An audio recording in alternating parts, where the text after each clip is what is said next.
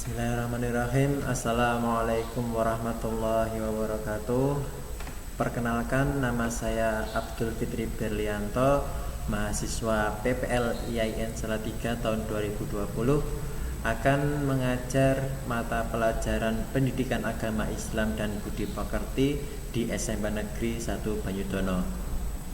Di sini saya akan menjelaskan bab 4 tentang tata cara sholat sunnah munfarid dan sholat sunnah berjamaah untuk kelas 8. Kita mulai dari pengertian terlebih dahulu. Apa arti sholat sunnah? Sholat sunnah adalah ibadah sholat yang apabila dikerjakan mendapatkan pahala dan bila ditinggalkan tidak mendapatkan apa-apa. Apa arti sholat sunnah munfarid? Sholat sunnah munfarid adalah ibadah sholat sunnah yang dikerjakan secara sendirian. Munfarid itu artinya sendirian.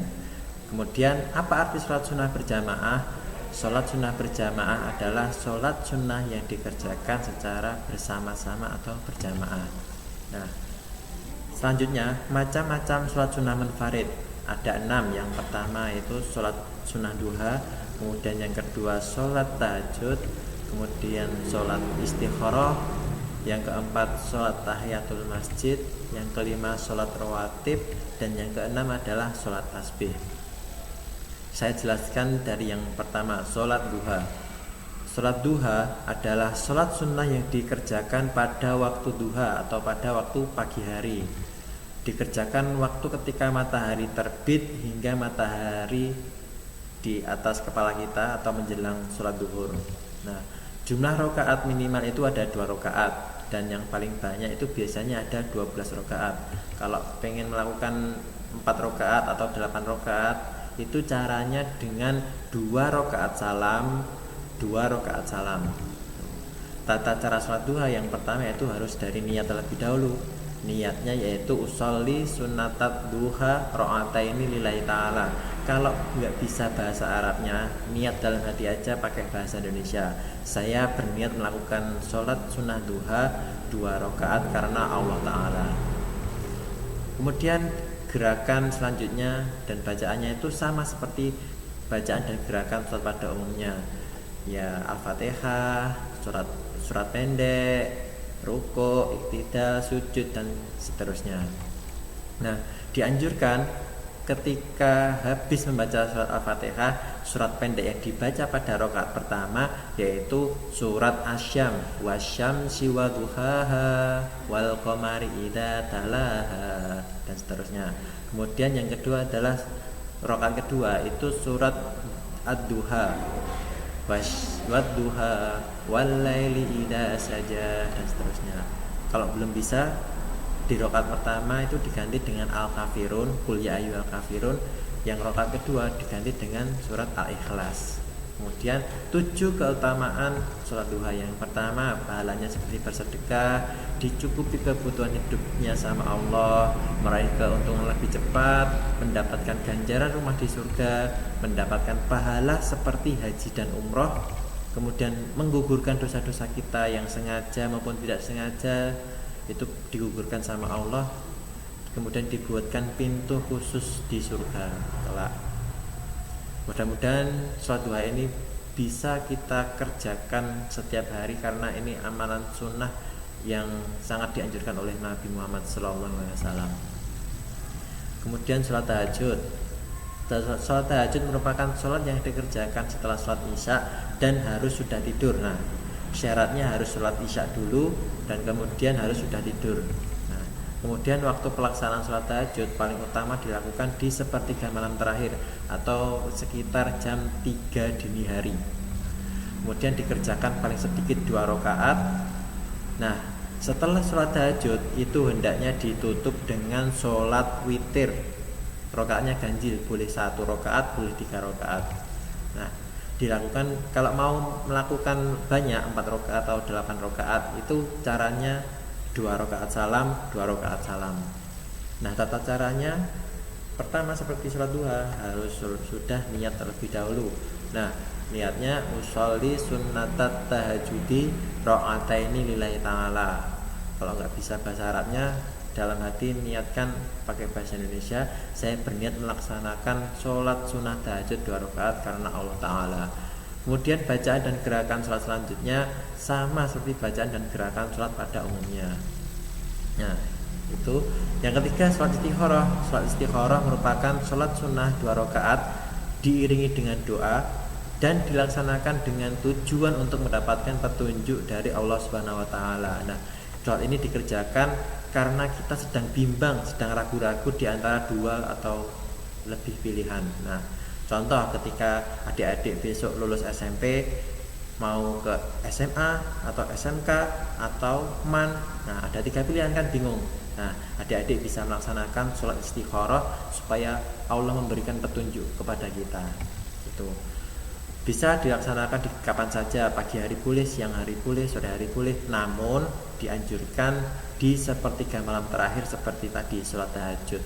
Karena di sepertiga malam terakhir atau jam 3 dini hari itu kita itu sedang tenang, damai, tidak ada yang mengganggu, maka lebih dianjurkan dilaksanakan di sepertiga malam. Nah, dikerjakan cukup 2 rakaat saja, kemudian langsung berdoa memohon petunjuk sama Allah. Tata caranya seperti biasa, niat terlebih dahulu, usolli sunnatal istikharati ra'ataini lillahi ta'ala. Pakai bahasa Indonesia juga gak apa-apa. Dan bacaan dan gerakan sholat selanjutnya sama seperti bacaan gerakan sholat pada umumnya. Nah, ini yang dianjurkan. Pada rakaat pertama kita membaca surat Al-Kafirun, Qul ya ayyuhal kafirun. Di rakaat kedua kita dianjurkan membaca surat Al-Ikhlas, Qul huwallahu ahad. Kemudian yang keempat, sholat tahiyatul masjid. Sholat tahiyatul masjid merupakan sholat yang dilaksanakan untuk menghormati masjid. Nah, ketika kita mau ke masjid, kita sudah masuk ke masjid, kita dianjurkan untuk sholat 2 rakaat terlebih dahulu untuk menghormati masjid. Dilaksanakan sebanyak 2 rakaat saja ya. Kemudian ini, jika adzan masih berkumandang, seseorang harus menunda sebentar sholat tahiyatul masjid karena kita itu dianjurkan menjawab azan terlebih dahulu ketika kita mendengarkan azan. Jangan langsung sholat. Nah, kemudian waktu hari Jumat ketika khotib sedang berkhutbah, kita masih tetap boleh diperbolehkan untuk melaksanakan sholat tahiyatul masjid dengan catatan agak dipercepat bacaan sholat pendeknya itu dipercepat supaya kita bisa langsung mendengarkan khotib itu berceramah. Kemudian tata caranya biasa niat usolli sunnatat tahiyatul masjidi ra'ataini lillahi ta'ala. Bahasa Indonesianya itu. Kemudian bacaan dan gerakan sholat selanjutnya sama seperti bacaan dan gerakan sholat pada umumnya. Kemudian yang kelima yaitu sholat rawatib. Sholat rawatib merupakan sholat sunnah yang mengiringi sholat fardu yang dikerjakan sebelum atau sesudah sholat fardu. Jadi sholat rawatib itu ada 2. Yang dikerjakan sebelum sholat fardu namanya sholat sunnah qobliyah. Yang kedua itu dikerjakan setelah sholat fardu namanya sholat ba'diyah. Nah, sholat rawatib ini boleh dikerjakan di masjid, boleh juga dikerjakan di rumah. Namun lebih dianjurkan dikerjakan di rumah. Nah, macam-macam sholat sunnah rawatib itu ada banyak. Ada yang sunnah muakkad dan juga sunnah ghairu muakkad. Sunnah muakkad itu sunnah yang sangat dianjurkan. Kalau ghairu muakkad itu derajatnya di bawah sunnah muakkad. Nah, ada apa saja? 2 rakaat sebelum subuh, 2 rakaat sebelum duhur, 2 rakaat sebelum sesudah duhur, Yang keempat 2 rakaat sesudah maghrib, dan yang kelima adalah 2 rakaat sesudah isya. Itu sangat dianjurkan sekali. Kemudian yang di bawahnya sunnah muakkad enggak begitu dianjurkan. Yang pertama ada 4 rakaat sesudah zuhur, 4 rakaat sebelum asar, 2 rakaat sebelum maghrib, dan 2 rakaat sebelum isya. Nah, ada catatan penting nih yang saya merahin itu. Sholat yang tidak termasuk dalam sholat sunnah rawatib yaitu sholat 2 rakaat sesudah subuh dan sholat 2 rakaat sesudah asar itu tidak dikerjakan, tidak ada. Kemudian tata caranya seperti biasa, niat dulu. Usolli sunnatan qabla dhuhri ra'ataini lillahi ta'ala. Ini sholat yang sebelum atau qabliyah. Kemudian yang bawahnya itu sholat niat ba'diyah. Usolli sunatan ba'diyah dhuhri ra'ataini lillahi ta'ala. Saya ambil contohnya sholat zuhur. Kemudian bacaan dan gerakan sholatnya sama seperti bacaan dan gerakan sholat pada umumnya. Nah, ini penting nih. Kalau mau sholat rawatib itu kita dianjurkan untuk bergeser atau berpindah dari tempat semula kita sholat fardu. Kalau dikerjakan di masjid harus bergeser, pindah tempat. Kemudian sholat sunat tasbih merupakan sholat sunnah yang dilaksanakan dengan memperbanyak membaca tasbih. Nah, sholat ini banyak sekali bacaan tasbihnya. Dikerjakan 4 rakaat ya. Kalau dikerjakan pada pagi atau siang hari 4 rakaat langsung dengan 1 kali salam. Namun bila dikerjakan malam itu 2 rakaat salam, 2 rakaat salam. Setiap pergantian gerakan sholat membaca tasbih, bacanya gimana? Subhanallah walhamdulillah wala ilaha illallah wallahu akbar. Tata cara sholat tasbih seperti biasa harus niat terlebih dahulu. Usolli sunnatat tasbihi ra'ataini lillahi ta'ala. Itu bahasa Indonesianya di bawahnya. Bacaan dan gerakan selanjutnya sama seperti bacaan dan gerakan sholat pada umumnya. Nah, ini penting.